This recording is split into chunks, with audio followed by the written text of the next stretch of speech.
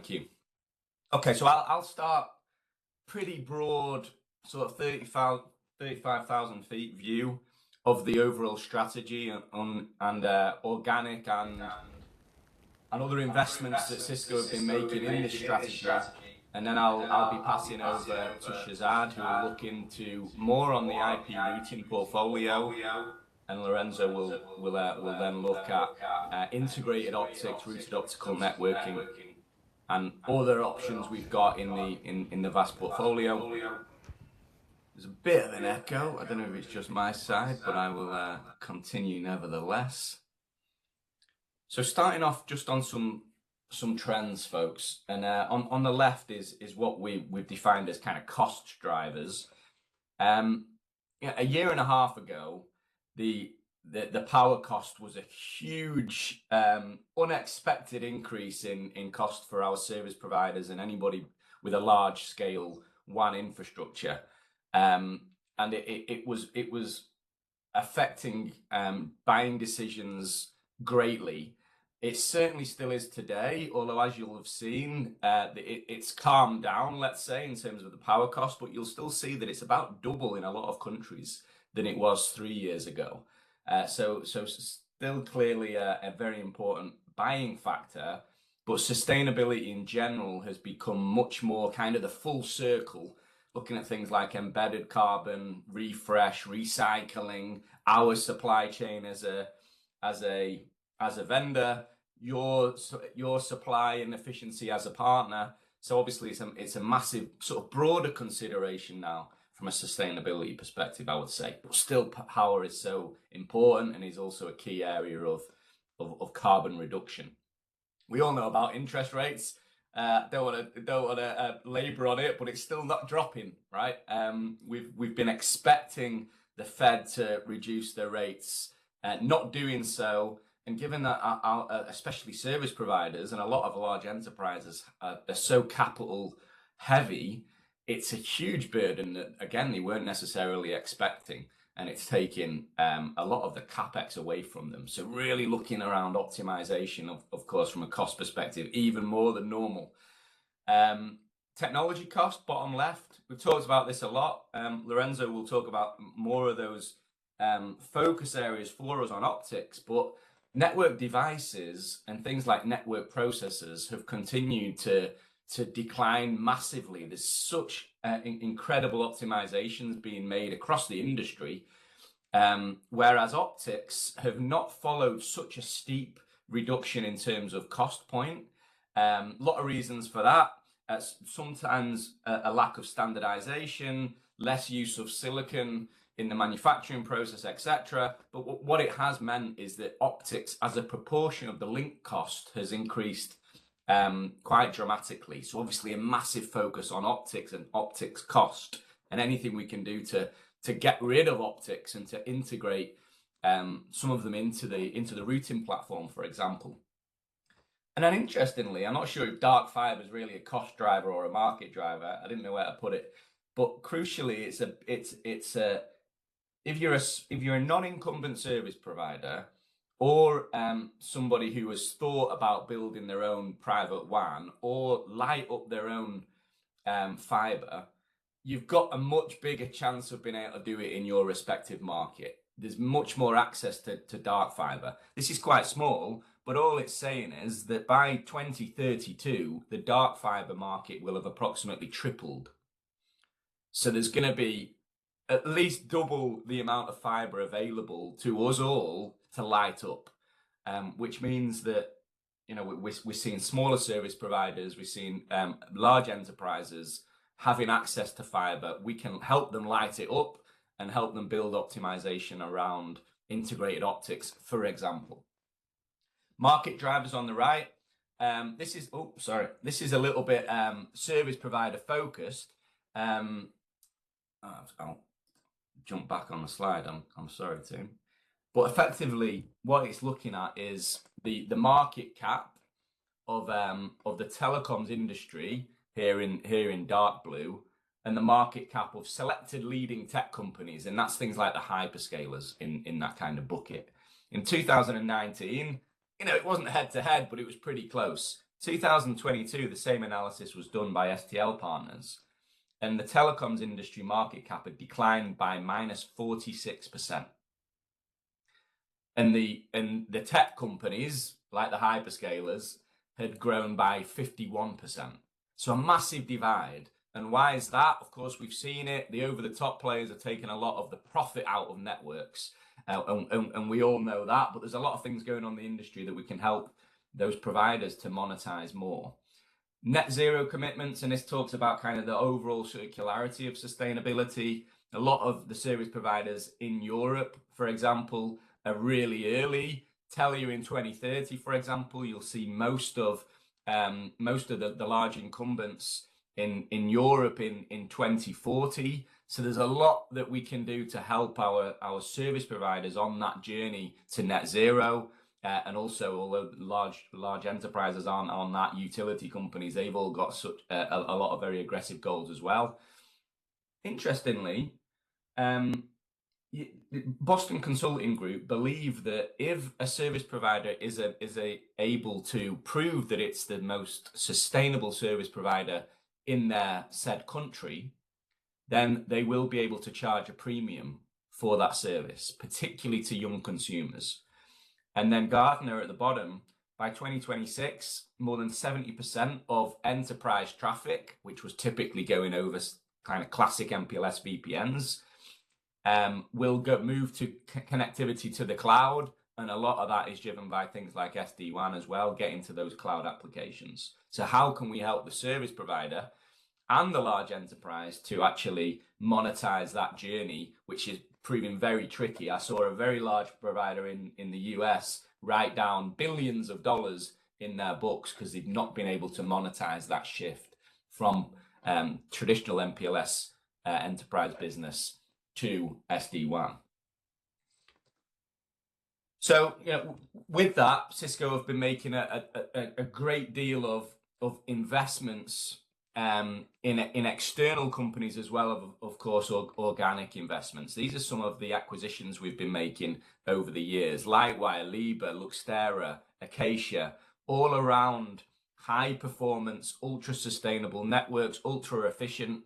A lot around optics, of course, because we've seen that cost of optics become such a big proportion of the cost. And then a great deal around orchestration, automation, visibility. You'll see Ascidian discussed a lot this week, trying to and enabling an assurance and a guarantee of SLAs that can be highly monetized by the SP.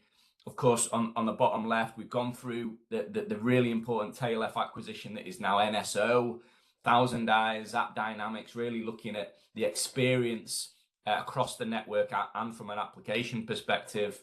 Sedona, which is providing hierarchical SDN controls so we can enable integrated optics, for example, in the efficient management thereof, and really dig in across all of the layers of that network in one pane of glass. SAMNO is really important for broadband network monitoring. It's used actually in some countries to rate the competitiveness of different broadband networks, and we have it now in-house. And then Splunk, which just closed a few weeks back, which is providing that kind of overarching security and observability platform. Lots to discuss here. That was a kind of a whirlwind tour, but that you'll see we kind of color-coded them in those key areas of investment, and you'll see throughout the next couple of days how these fit very snugly into our overall strategy, and will help you as partners to really go forward with an end-to-end offering that we believe is highly differentiating. So when we talk about kind of architectural optimizations for what we call the network as a platform, how can that network become the most sustainable, the most profitable, the most secure, and the most easy to automate, right? And we'll break it down into three kind of steps. It's not necessarily chronological order, but just to help us to kind of frame the discussion. Number one, service convergence plus. And all that really means is every single service being finally migrated onto a single IP network. And that includes private line services, even includes now some of the some of the PON capabilities in the MAC layer of the PON. It basically means every service over the same network, but the plus is about how that SLA is actually improved, enhanced, and can be monetized more effectively. Second kind of step is, and I think it's certainly an important one once you've got all traffic on a single, let's say, pre-aggregation device, then you may as well pump it all northbound over one interface anyway.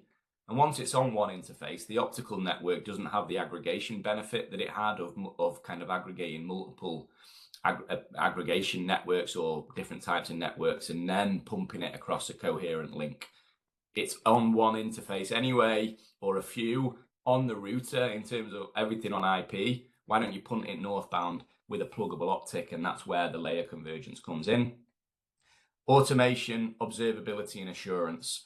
Also, once these networks are more simple and they're multi-dimensionally converged, they actually lend themselves much better to automation.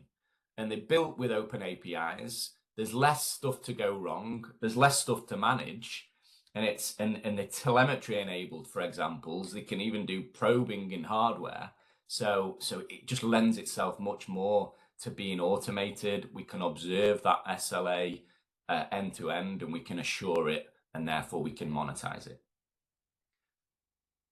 So jumping into service convergence, you'll all have heard of segment routing, and thanks so much to our partner community for driving this technology across the industry, and it's been extremely well adopted. If we just imagine that this kind of turquoise router at the left is the kind of access or CE router within an SR enabled network, it will just give some examples of the services that you can converge on this network. Let's take mobile as an example.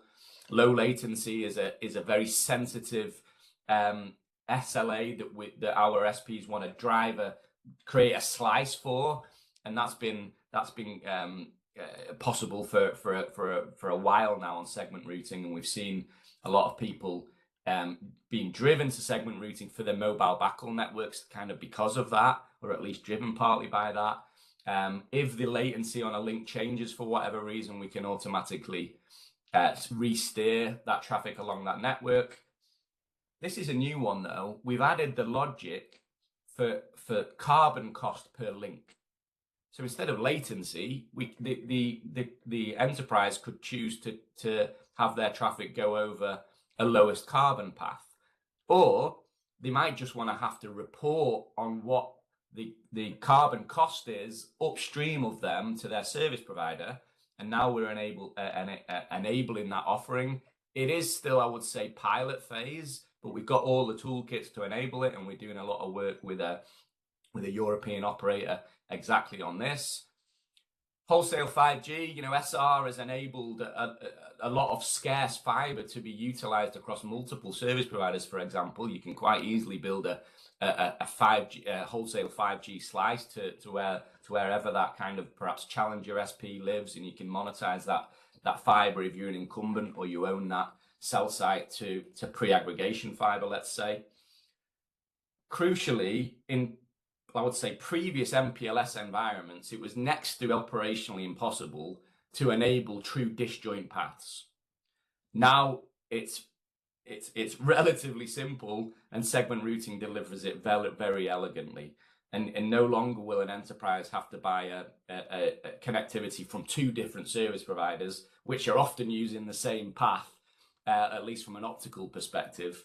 They can guarantee that that's a disjoint path, and in some markets this can be doubly monetized by the operator who can offer this type of differentiated service.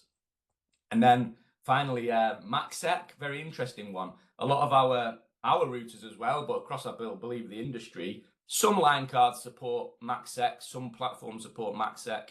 You might have very few routes because of that are actually MACsec capable. As long as you got one from A to B, and a financial institution doesn't really care about latency, for example, they might be more concerned about security, and we can take them over that path. Very quickly, it's not Shazad will take us through the portfolio, but this is just to say it's really end-to-end iOS XR now. right from 1RU 24 centimeter deep cell site routers with the NCS 540 all the way to massively scalable multi-terabyte, well, tens and tens of terabytes, even in pizza boxes now, with Silicon One across the 8K and lots of pre-aggregation, aggregation edge with the 9K. Lots of options across this. Just to say, it's segment routing end-to-end. It's embedded security end-to-end. It's the same open APIs end-to-end, and it's flexible consumption from a payment plan perspective, so we can right-size this to our end customers. Layer convergence. I won't spend too long on this because Lorenzo's gonna really jump into it. But you'll have seen Luxtera as one of those acquisitions we made. That's really the grey optics. So 100 gig plus client optics. Massive optimizations there we've made as a company. If you thought we were expensive at 100 gig and 400 gig, test us. We're extremely competitive. We've also got a great way of proving our quality benefits as well.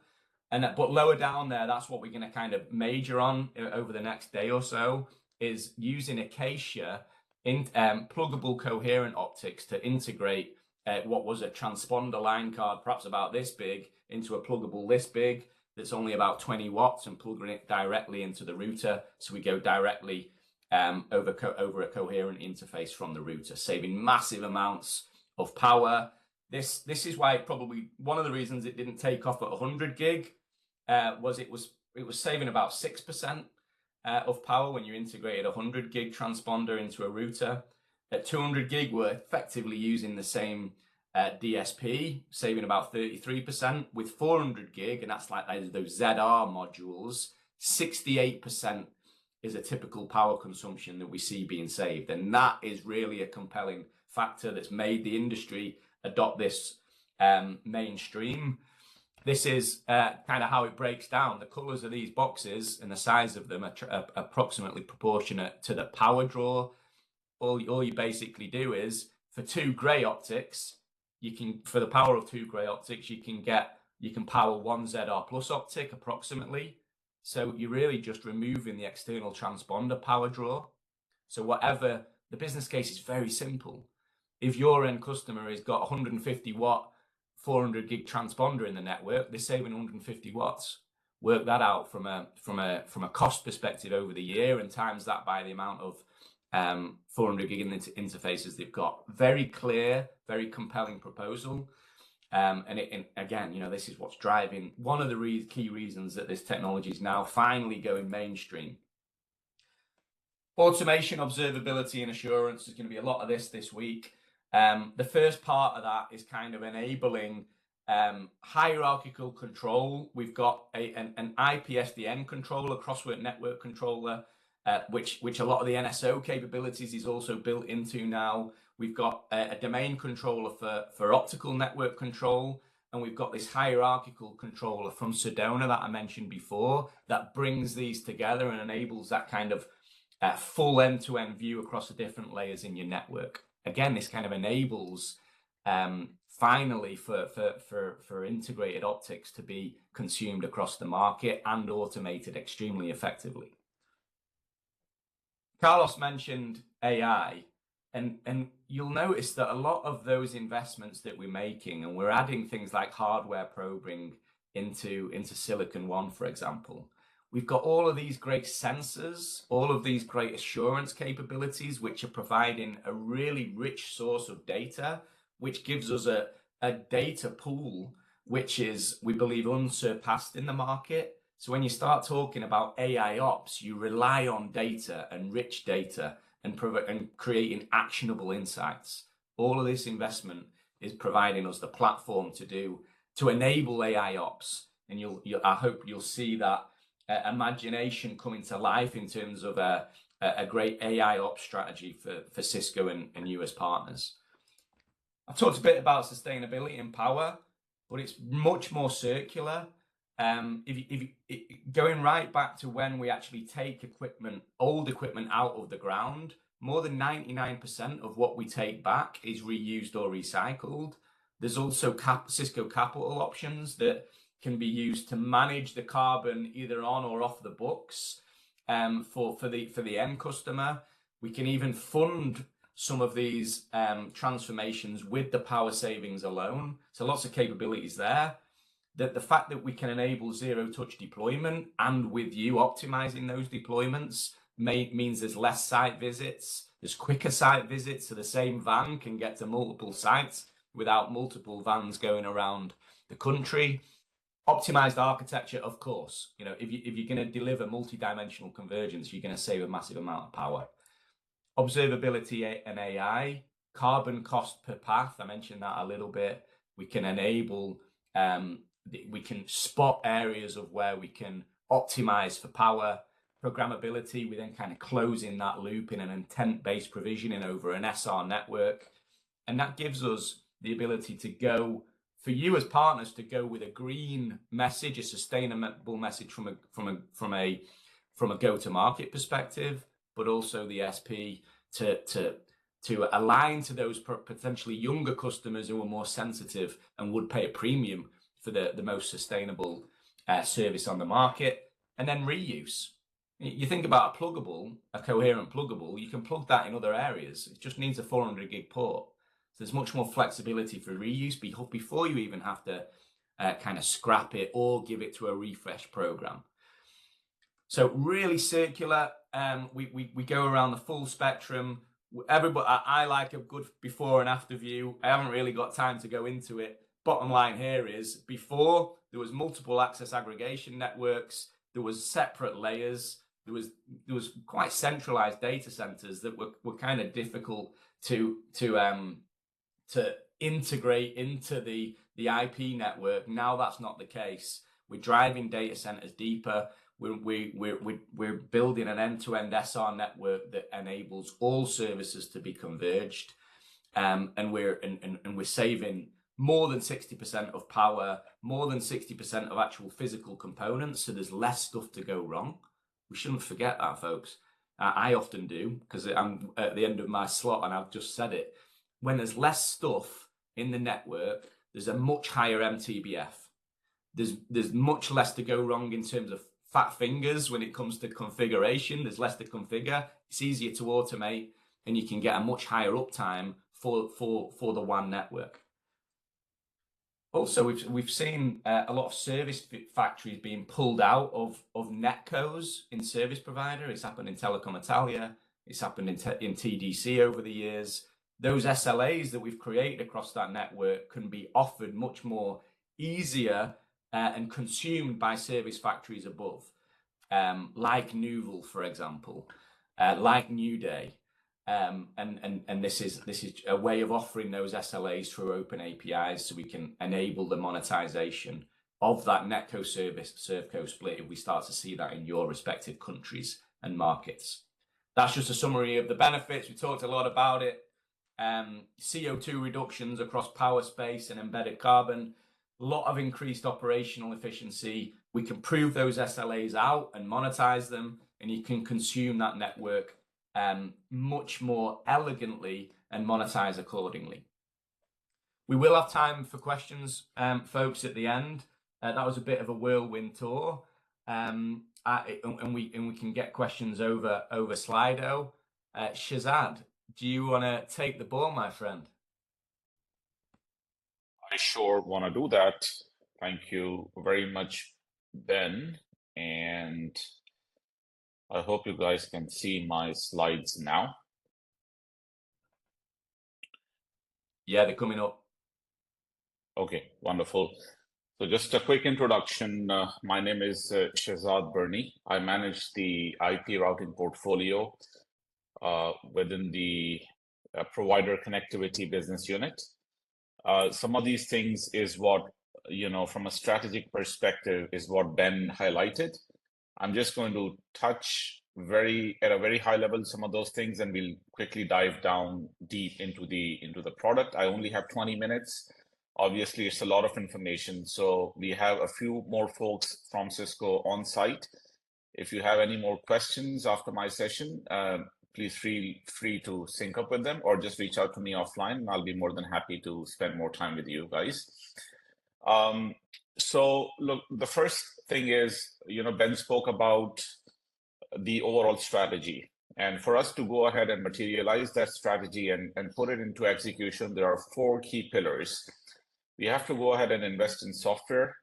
We have to go ahead and invest in systems. Now, if I look at the systems, these systems are quite different in nature. I mean, we're talking about systems which we build from 1 rack unit, depending on the place in the network and the requirement, all the way up to 44 RUs, 44 rack units, right?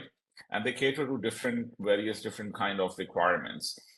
Now, when you look at the systems, there are 2 basic underlying key technologies we would be relying upon. There's one going to be high performance silicon, and the other one is going to be optics. So together with silicon and optics, you combine together and have the system where you then, run the XR operating,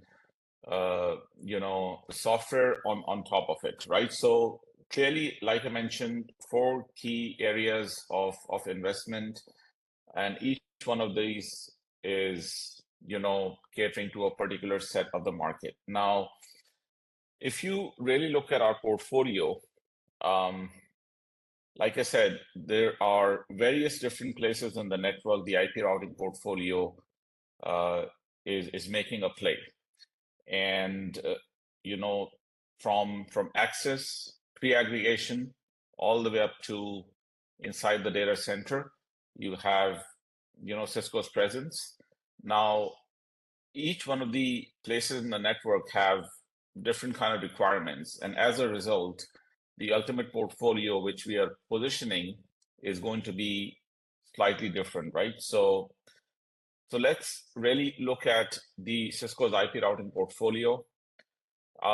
You would see Cisco 8000, which is mostly a dense, high performance, high throughput product family. You would see, interfaces up to 400 gig, and then in the future, you're going to see interfaces beyond that. So these are some very high throughput systems, as I mentioned earlier. And just by definition of it, it is something you're going to see pitched into the core of the network, the core of the common backbone, high performance, high throughput, peering systems or aggregation systems, right?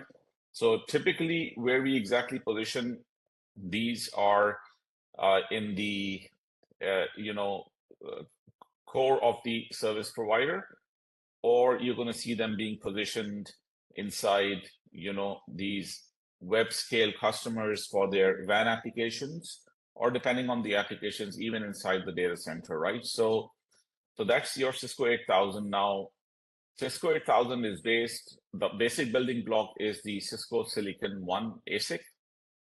That is the chip which we are designing in-house within the Cisco teams.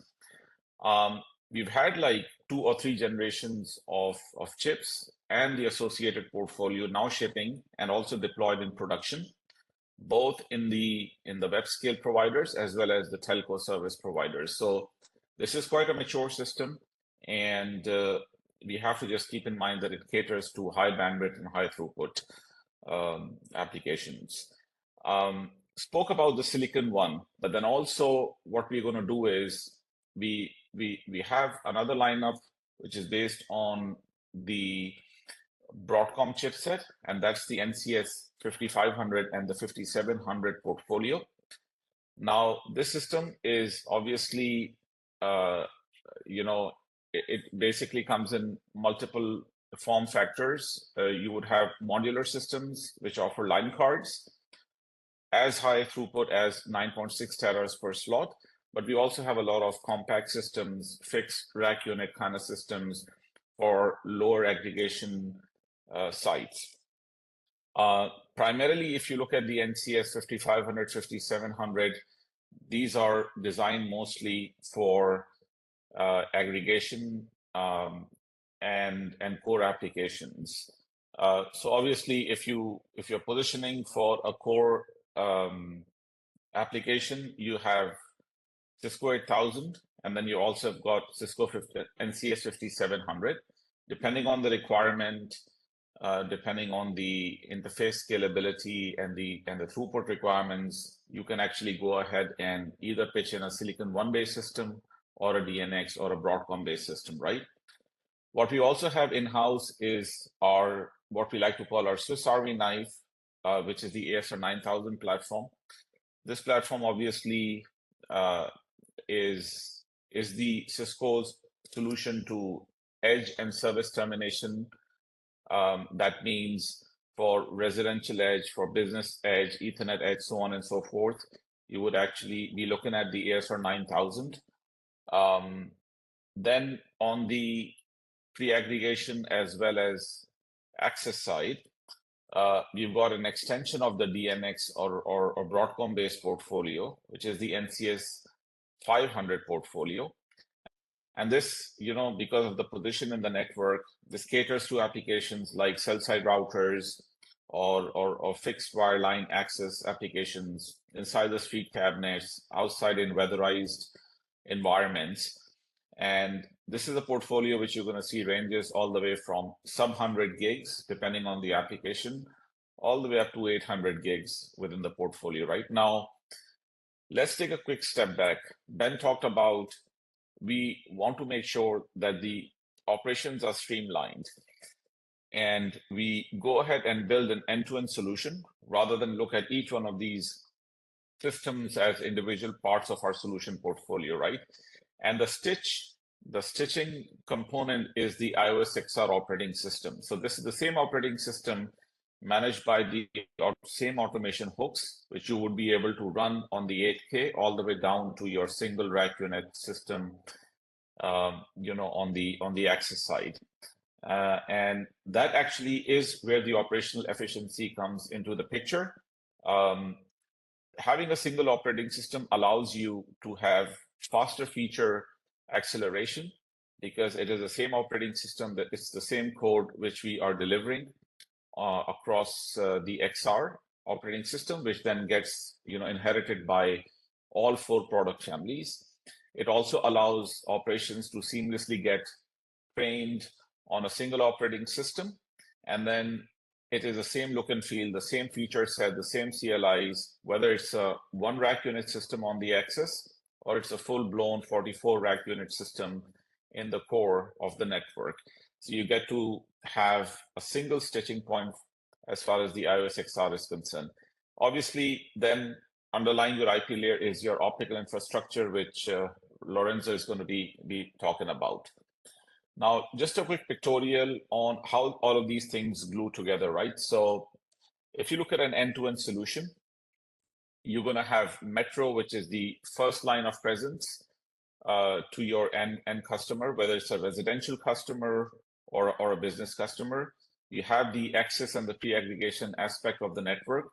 Now, one of the other things which is happening that a lot of content is being made available very much closer to the end user into that middle mile space of the network within the metros itself, right?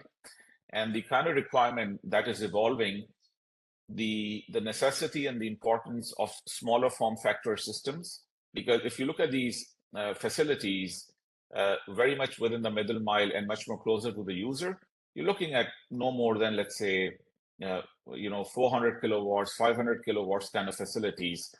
So you need to have footprint which is much, much smaller. Ben talked about power. And it is actually now that the technology allows us to develop a lot more throughput into a smaller form factor, sub 300, sub 450 millimeters kind of applications, have pluggable optics into the solution itself, right? So if you look at the metro networks going forward, which is the first line of presence right next to the end customer, right? You're going to see in these smaller locations, compact form factors running iOS XR. And that's where, you're going to see systems like NCS 500 for your access part of your network. You're going to see NCS 5500 for your aggregation. You're going to see ASR 9000 for your edge termination, right? So from Metro, you hand it off into your core part of the network. So you get the customer verified, you get the policy, the edge policy enforced through ASR 9000, and you get into the core aspect of the network. And then into the core, right? I spoke about it. Cisco actually is going to provide you multiple options. There's an option based on DNX, on Broadcom, which is the NCS 5700 family, or you're going to have the Cisco 8000, which is based on Silicon One. Now, keep in mind, this is all based on requirements. What is the throughput and the density requirement? And based on that, you can pitch in the appropriate platform, the Cisco 8K or the NCS 5700. And obviously, you have to then take that traffic mostly and hand it off, land it either inside a data center across, a long haul link, which is going to be your optical link Lawrence is going to be talking about, or you hand it off to another provider, so that you can access the internet depending on where in the internet hierarchy you're sitting in, right? So in other words, look, I mean, we have a stitching point, which is iOS XR. Ben spoke about the technology. I won't get into it, but this really allows you having one operating system and underlying multiple hardware portfolios, which is running the XR. It allows you to build an end-to-end solution, which is common. And then you can go ahead and manage that network from a single point, of controller. So that's something which you can achieve with each one of these, various platforms. Now, one of the things I want you to know is each one of the platforms you're talking about over here, whether that's Broadcom-based NCS 500 or the NCS 5700, or it's the Edge portfolio, which is the ASR 9000, or it is the Cisco 8000 portfolio based on Silicon One. Each one of these platforms is, worth several billions of dollars today in our portfolio. And we do understand that the service provider deployments are all about longevity. So the point I'm trying to make is that there is continued investment in these places in the network and in these parts of the portfolio and these platforms. So if you're responding to an RFP, responding to a tender, each one of this portfolio is going to be offering you a solution for a longer period of time, or it's going to be offering you, a solution which is enhanced a few years down the road. So that's one point I want to make. We're going to continue to embark on our strategy based on custom silicon, custom ASIC, which is going to be based on Broadcom, or we're going to continue to design silicon internally, which is Cisco 8000, as I spoke about. Now, each one of these, obviously, if you really look at Cisco 8000 at the moment, like I mentioned early on, it is at this point in time a high performance, high throughput, very dense system. So primarily, it's more suitable at the moment for service provider core and telco core and web scale core. But obviously, the Silicon One portfolio is something we are developing in-house, and we will continue to evolve other places in the network, which is your access portfolio, edge portfolio, and aggregation portfolio, also through Silicon One. So this is a journey. Some of these platforms, we position in the network, and we sign up for longevity up to 10 years and beyond, right? So it's always a journey, and technology evolves very quickly. So in that time span of 10 years, 15 years, you're going to have multiple generations of either line cards or systems coming out. What you're going to see is that from Cisco, we're going to continue to invest in this journey, right? So if you have a platform, let's say for service termination ASR 9K today, rest assured that going forward also we're going to have evolved, enhanced, and improved solutions beyond ASR 9000, based on a newer building block of silicon. Now that building block could be Silicon One, or it could be Broadcom based. So there is going to be longevity, as I mentioned, primarily because this is the core of our routing portfolio. Now, I'm just going to quickly walk us through the platforms at a very high level, but please keep in mind that I don't have much time. So what I'm actually going to do is I will just walk us through at a very high level, and then I have a few folks on site, or you can just connect with me offline if you have any further questions. So the ASR9K platform is something we've been calling as our Swiss Army knife, and why so is in front of you. So we do this, all the way from 44 rack units down to a single rack unit. We have just refreshed our entire portfolio to a 7 nanometer chipset, which is internally called Lightspeed Plus. So with Lightspeed Plus, we offer you an optimized power consumption around 0.4 watts per gig. It's a 7 nanometer technology, and it offers you interface density all the way from 1/10 gig up to 400 gig. The solution offers modular systems with line cards, and as I mentioned, right, a lot more infrastructure and content is moving closer to the user. So there is a requirement for optimized 1 rack unit, 2 rack unit like systems. And that's something which we have refreshed the portfolio on the ASR9K with. Just to give you some context on ASR9K, we've got more than 5,000 customers. So keep in mind, this is a very widely distributed and deployed system, a very successful platform. We've just refreshed our portfolio for all sort of service termination applications, right? So 2 rack unit, 3 rack unit, 7 nanometer systems, these are shipping, and we are selling quite a lot of these on an annual basis. And they just gel very well with the strategy that you're going to have these high throughput systems which offer variety of interface speeds and mix, all the way from 1 gig/10 gig up to 400 gig into very smaller compact systems and portfolio, right? So this is what the ASR9K portfolio is going to offer you. On the 5700 side, like I mentioned, this platform is more for aggregation, core, as well as very light service termination. If your network requires a handful of service endpoints, the Broadcom-based 5700 solution can actually offer you that capability. Now, again, keep in mind that with the 5700, we've got two forms of systems, and you don't have to memorize any of these. I'll make sure that you get the slides. But on the 5700 side, you have the fixed form factor, smaller, compact 1 rack unit, 2 rack units, 3 rack unit systems.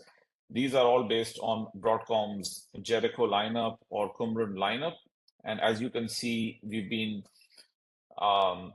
building these systems for quite a few years now. So we keep on refreshing the portfolio as and when a new building block is available from Broadcom. The key to note over here is that this offers you a variety of interface density, like all the way from 1/10 gig up to 400 gig. So depending on the requirement, on your pre-aggregation, on your access, or on your or core aspect of the networks, you can appropriately pick the right platform.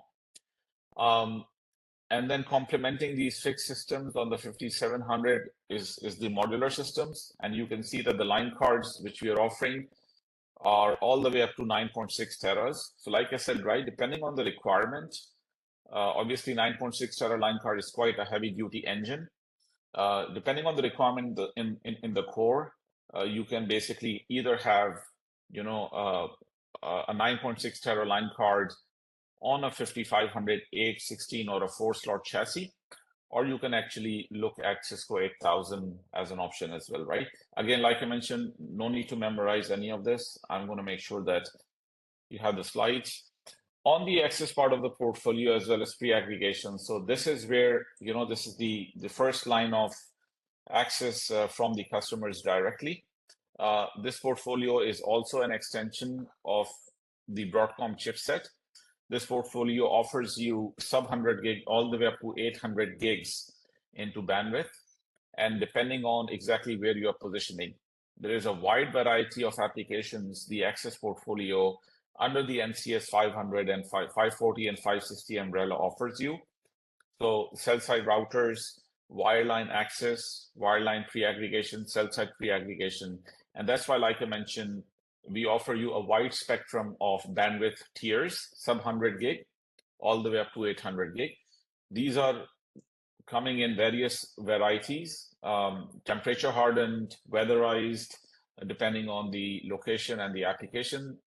Keep in mind, some of these are deployed in quite uncontrolled environments into street cabinets with serious temperature variations, so on and so forth, right?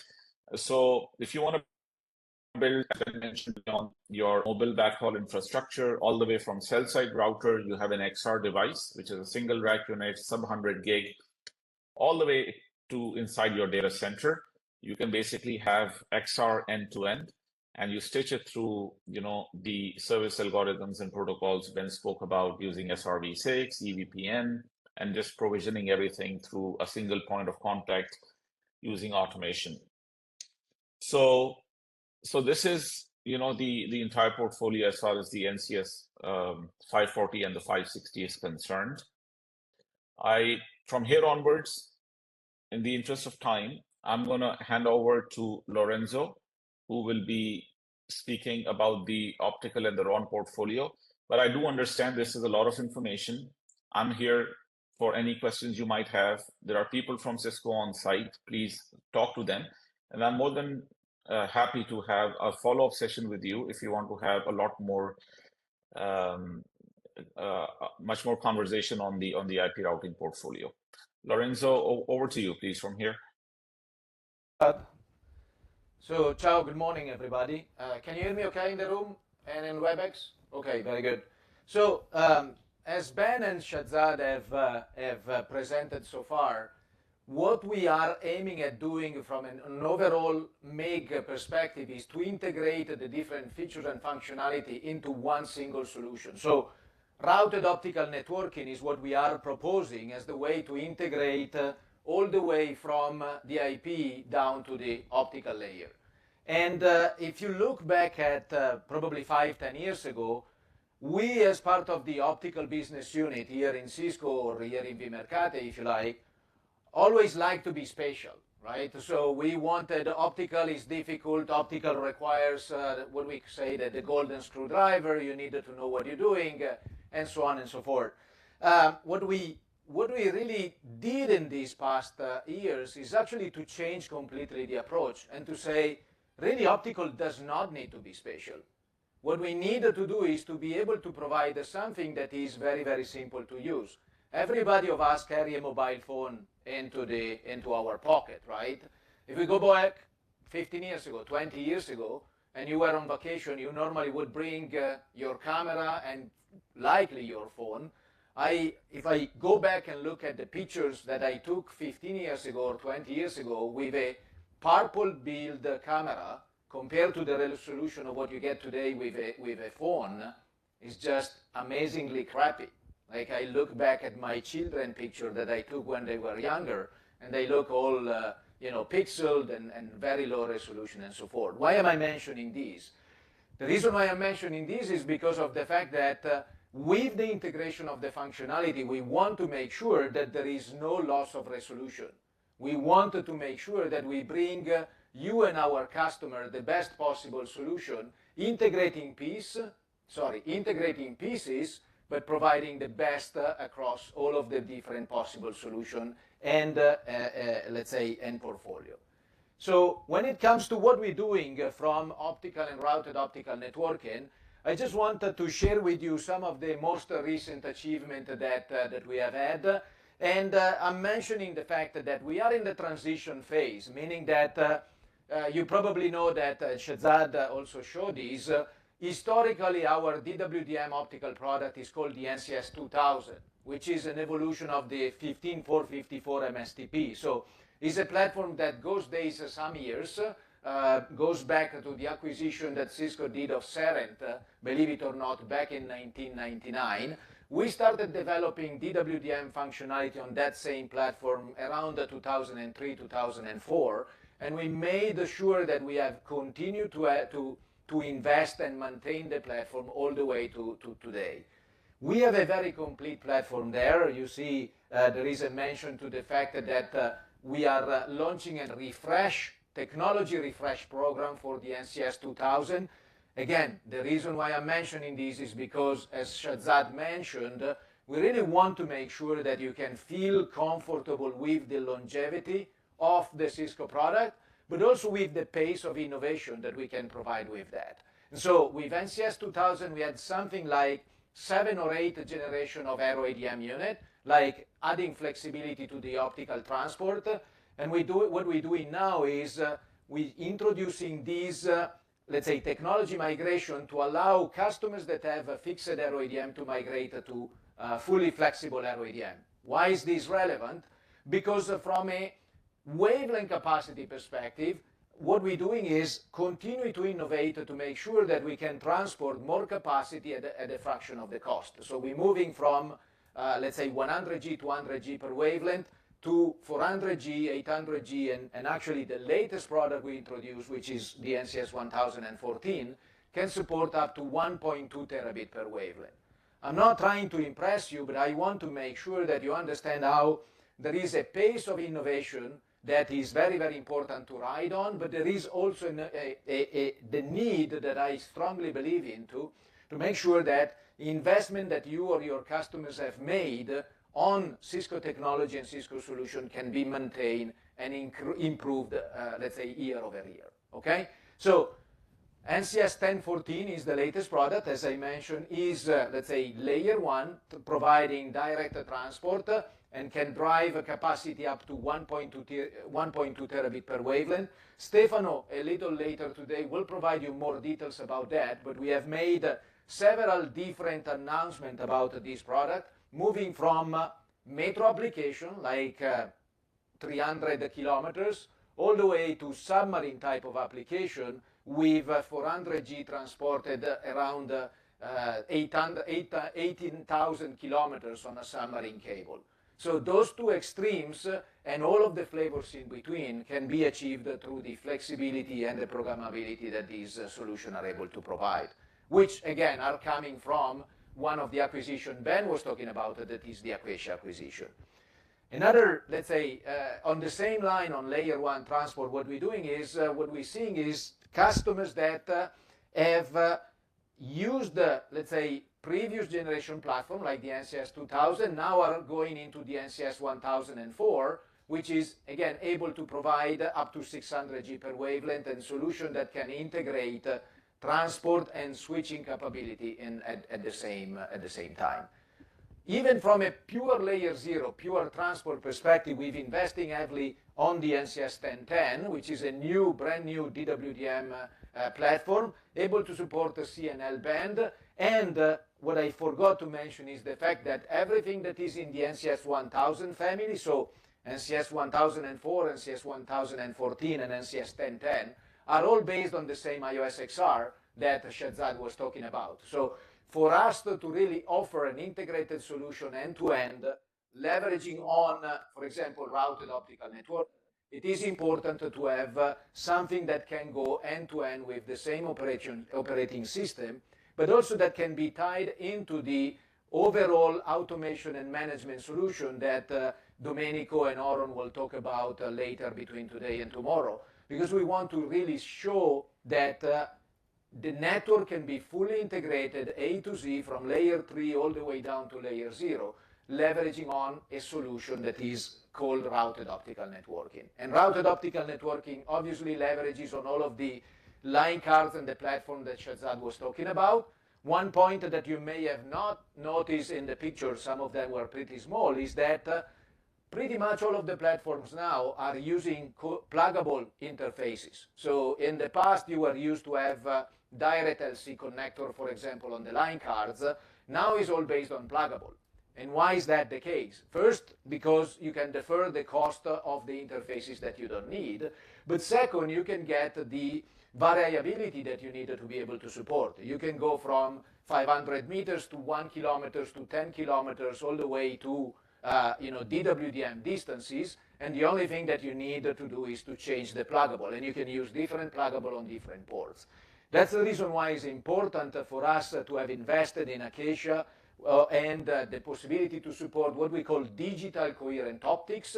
Digital coherent optics are standard form factor pluggable interfaces that are integrating DWDM capabilities with the DSP, with the digital signal processing, hence giving us the possibility to have solution that can drive the distance, that can drive the capacity, but for the first time in the industry, that can also drive interoperability.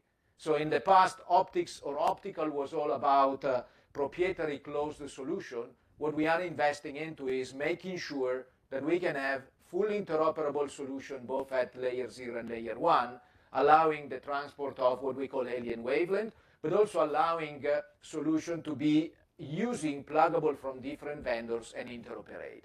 And that's the beauty of DCOs, which again, you probably, I don't know if you've seen these or not, but we just made an announcement about the fact that we have shipped more than 250,000 400G coherent DWDM interfaces, and more than 10,000 of these are what we call bright ZR+. So 400G coherent pluggable interfaces that can be used on any type of DWDM system thanks to the 0 dBm transmit power. Again, Stefano will cover more of these details, but I want to show the fact that certainly we truly believe routed optical networking or convergence across different layers of different services in the network is important. But we also wanted to make sure that for customers that are not yet ready to go the full integration, we can offer solutions that are based on traditional application like transponders, if you know what I mean, but doing so in a way that allows those customers to still ride on the cost reduction and the power saving that these coherent pluggable optics interfaces are able to provide. So what I'm showing here is at the bottom is a 400G coherent interface. Ben and Shahzad alluded to the fact that those are standard form factor pluggable in the range of 20 watt of power consumption for a 400G DWDM interface that can go over 1,000 kilometers. If you want to do a comparison, this was previously a transponder, so it was a dedicated line card, which had a power consumption in the range of probably 150, 160 watt. So from a power standpoint, from a real estate standpoint, there is an incredible amount of saving that these pluggable are able to provide. And going back to my original statement, this line card here can be used as a transponder inside of the 1004 or the 1014 and can consume exactly the same pluggable. So the same pluggable can go in a transponder-based line card, can be going into a router, and it is important that from a building block standpoint, things are common, even more so from an automation, a programmability, and a management standpoint. The solution that we provide, starting from HCO into the optical controller, into the optical site manager, everything is able to work across different type of solution and different type of applications. I mentioned 1.2 terabit. Obviously, this is, let's say, to show you the fact that we fully committed to the space. We continue to innovate on the space. So what we have here is a 2.4T WDM line card, which is a transponder consumer pluggable that is called the SIM8. And this pluggable can ride the wavelength from 400G all the way to 1.2 terabit per second. And the reason, again, why I'm mentioning this is the fact that we truly believe pluggable coherent optics is the way to move forward, provides this interoperability, enables us to use or enable with DWDM any type of pluggable, any type of routing and switching platform. And the SIM8 is basically the proprietary form factor that we have used to drive the highest possible distance and the lowest possible power consumption. But we're also using it to develop the next generation of the coherent pluggable, which will be 800G on a traditional QDD 800 type of form factor. So what is important for me to point out is the fact that the routed optical networking and the convergence story is not something that only works at 400G, where 400G has been like a sweet spot, but is really something that started with 400G and will continue to evolve through the next generation, so 800G and 1.6T per port. Again, Stefano and Oron will talk more about what we have shown. I don't know if you're familiar with OFC. OFC is the Optical Fiber Conference that runs every year in California. we had a pretty extensive demo and presence at the show at the end of March this year.